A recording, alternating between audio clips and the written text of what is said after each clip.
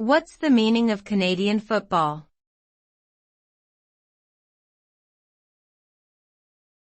Canadian football.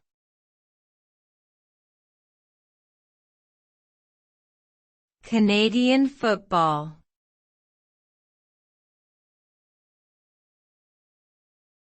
Canadian football.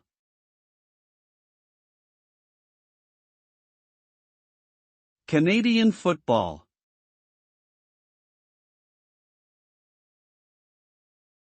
Canadian football is a sport played primarily in Canada.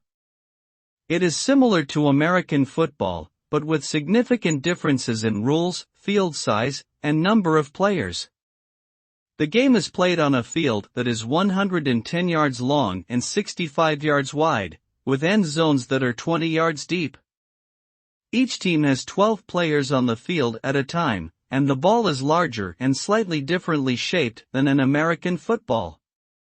The objective is to score points by getting the ball into the opposing team's end zone or kicking it through their goalposts.